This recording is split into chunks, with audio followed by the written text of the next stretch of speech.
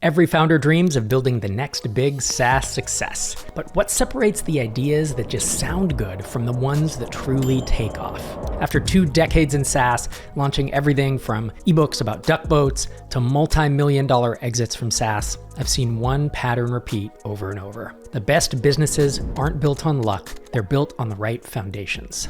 But here's the thing, most founders go about finding their business or product idea backwards. They fall in love with a problem or a piece of technology, or worse yet, some idea that just came to them out of thin air. I've done that, and it rarely works. Instead, what if you had a checklist, a set of clear attributes that if your idea ticks enough of the boxes, you could dramatically increase your odds of building something that grows, scales, and maybe even changes your life. In this video, I'm going to share my personal checklist for the perfect SaaS idea. The more boxes you can check, the higher your chance of success. Let's break down exactly what makes a SaaS idea not just good, but exceptional.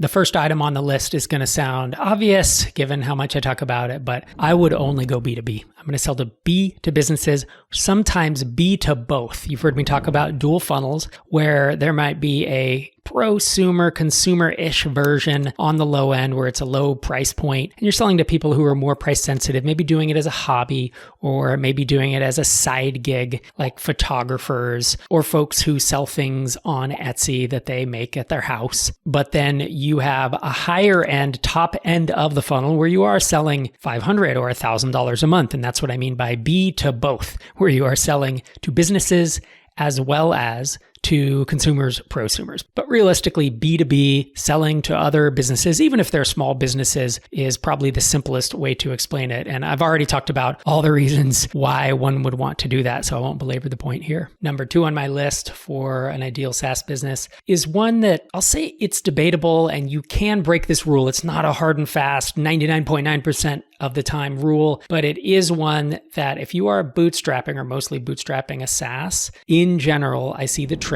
that vertical SaaS has an advantage, especially when you're bootstrapping. So to explain the difference between vertical and horizontal as related to SaaS, we can take our hypothetical example of an app I often use as an example called Postcard. Use postcard.com. And it is an email marketing platform or an ESP, email service provider, but it's focused on realtors.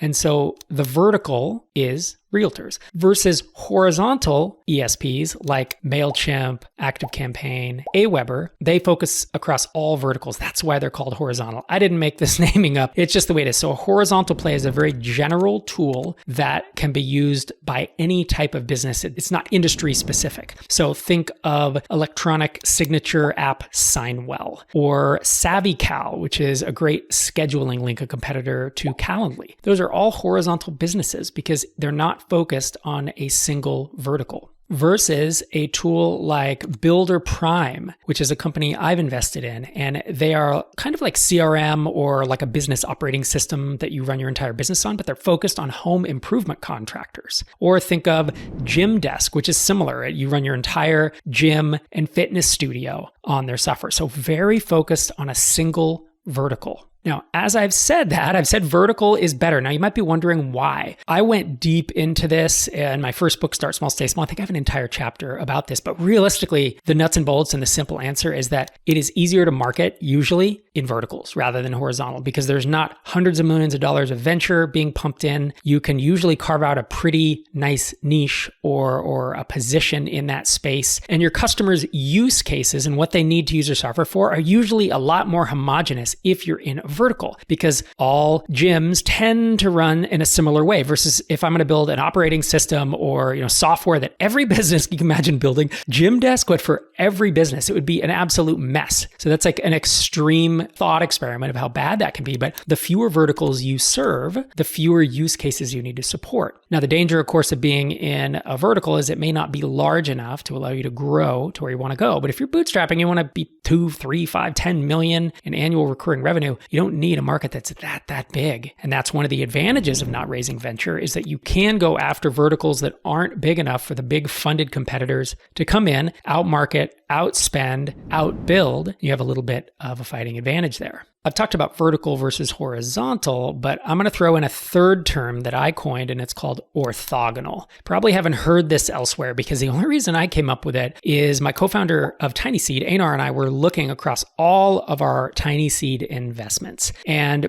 we realized that vertical SaaS had a bit of an advantage, actually quite a bit of advantage over the horizontal plays that we've backed.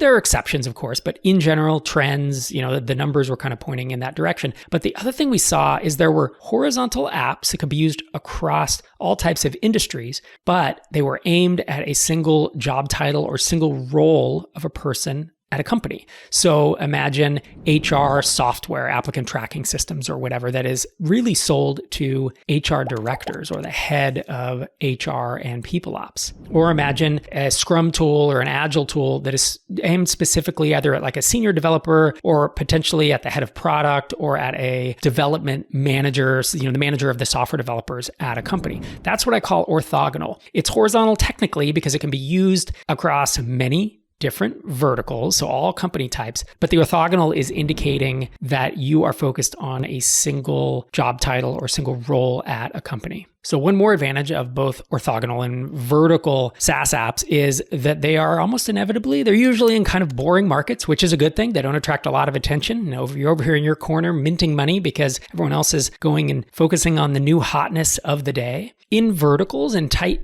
industry groups, think of HR or, education professionals, realtors, just any industry. They usually have places that they hang out, both online. So it might be Facebook groups and Slack groups or WhatsApp groups, whatever, or in-person events. So this gives you an easy ability to get in front of them if you hang out there too. Subreddits, there's all types of places where if you show up and you offer value and you offer to help people, you can actually find all your customers in one place. Not all your customers, but a huge amount. Versus if you were just a complete horizontal play, like you can kind of market to anyone. Where do you find them? Where are they? They're online. They're everywhere. Well, then how do you market to them? And finally, on the vertical, horizontal, orthogonal piece, word of mouth is usually much better with vertical and orthogonal products. Because obviously, think about if you're in a specific industry, if you're in construction or whatever, people talk. They talk about what they use. The new stuff sweeps in and people start talking about it. Orthogonal is the same way. If you're an HR professional, you go to the HR conferences, you're in groups talking to other HR professionals, and you're going to tell them if there's a new tool that is super interesting versus, again, coming back to horizontal. I'm not saying you should never do horizontal, but what I am saying is as a bootstrapper, I personally would want to veer in the direction of a vertical or an orthogonal product. Criteria number 3 is, I'll say it's a nice to have, but it's a really nice to have, and it's to choose a market where the founder has some kind of advantage. You might hear this referred to as product founder fit, and this can be like a strong desire for a passion to work with that customer base. That's not a huge advantage, but it will allow you to succeed over folks who care less about it. Maybe you have a strong network in a space, maybe you have a strong audience, maybe you have deep knowledge of the space, a unique skill set that deals with a particular vertical or a particular role at a company, as I've said, with the vertical and horizontal. And so this is a nice to have. I've seen plenty of folks design and build amazing products where they didn't have an advantage in their space. But since I'm putting together the list of an ideal SaaS business, this of course is on that list. Criteria number 4 is, for me, that you can reach them online. This, again, I've seen great businesses, especially ones that I've invested in, be built purely through offline marketing, through in-person events and in-person meetups. And I'll say, I don't particularly count cold email as like online marketing, although technically you can say it's online, but pretty much everyone has an email address these days.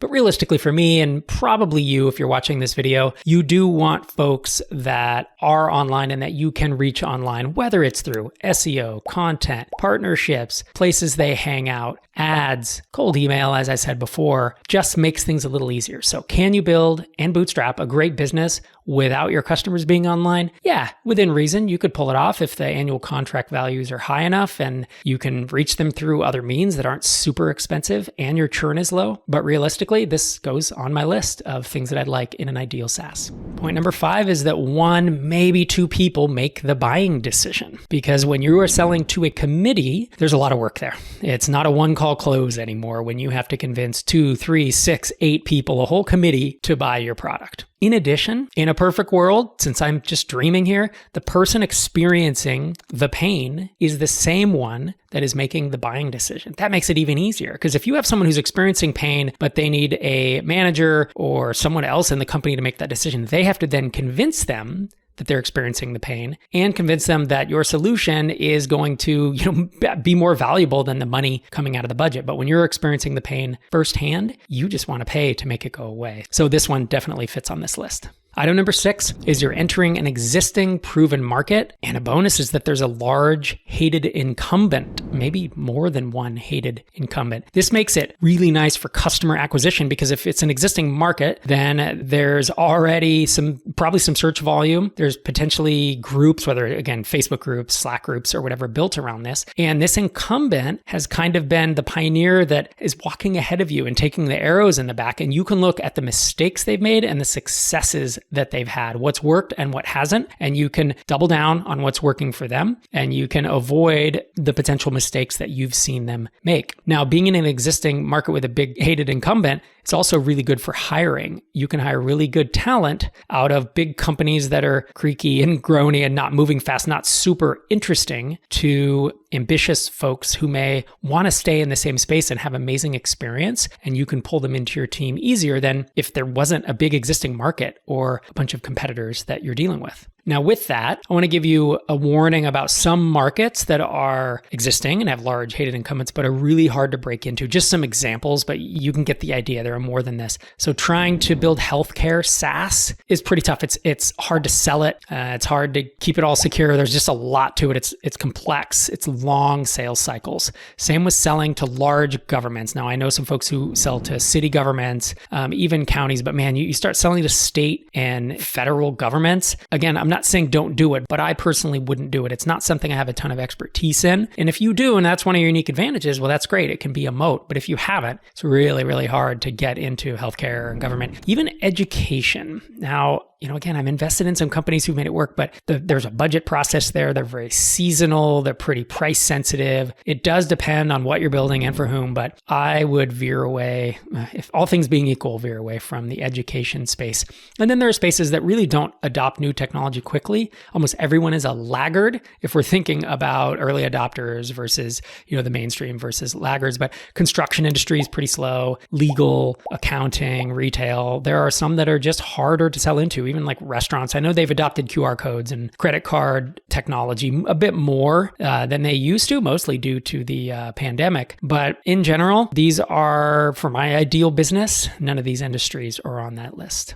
Item number 7 is that people are actively searching for a solution to their problem. Even if all the search traffic's being sucked up by the big giants who are amazing at SEO, it at least shows that there's a lot of interest, and it's an opportunity for you to learn, to get better, and to find the cracks, find the edges of the long tail searches. Even in the age of AI, where AI is slowly creeping in and taking over, the Google search results, if there's a need, people will find it. They will search other places. And as things change and these paradigms shift, you as a startup can get in there, and maybe you can't outrank your huge competitor in Google, but you can find the cracks and find the other places to creep in. So if there is search volume, that implies that there is a need and that people are going out after it. And that's a good sign that they really need this pain point fixed for themselves. And even if you, as an upstart, have to go to places like YouTube or Facebook groups or Reddit groups or second-tier search engines, or figure out other opportunities in places that folks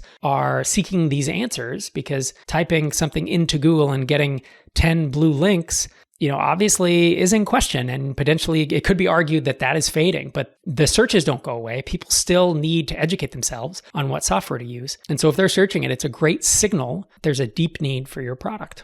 Speaking of deep needs for a product, if I'm going to build software, I want it to be an aspirin.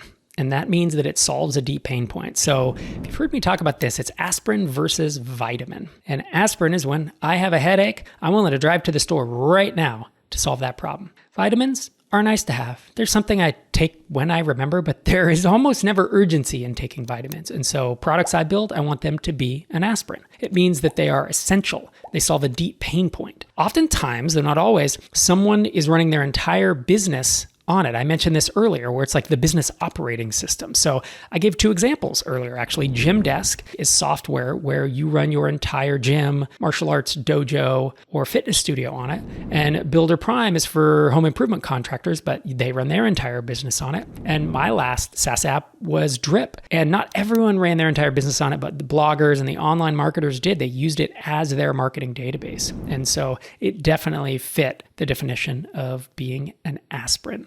Number 9 is choosing competitor pain versus customer pain. And in this case, I would personally choose competitor pain, though I know that some other folks choose customer pain.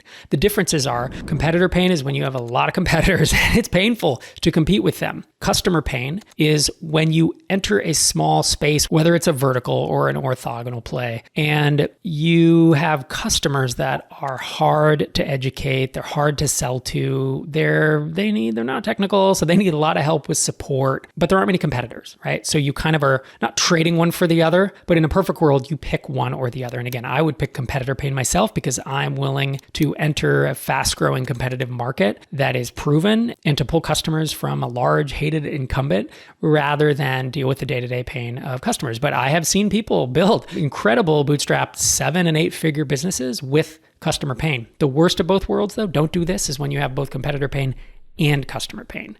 Run away from that. The 9 items I've shared today are just the beginning. They're the first half of my full checklist for designing the ideal SaaS business. This video was actually pulled from one of my favorite modules in the SaaS Launchpad, which is my in-depth 9.5-hour course that takes you from zero to your first paying customer. Val Soapy said the course helped him discover his most recent B2B SaaS, which he just launched and with which he's already in the process of signing up his second client with over 80 employees after signing up his first client, who has more than 300 employees. We've also added a new module featuring Arvid Kahl, the founder of Podscan.fm.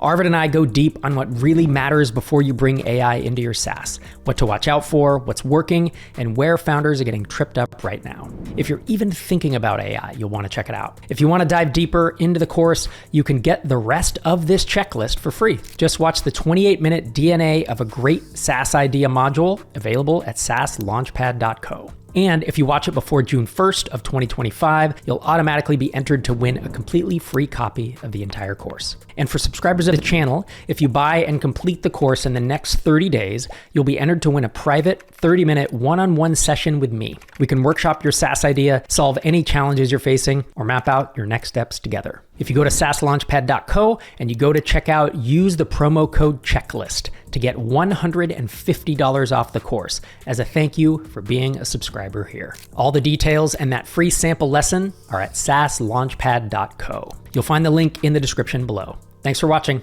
and we'll see you next time.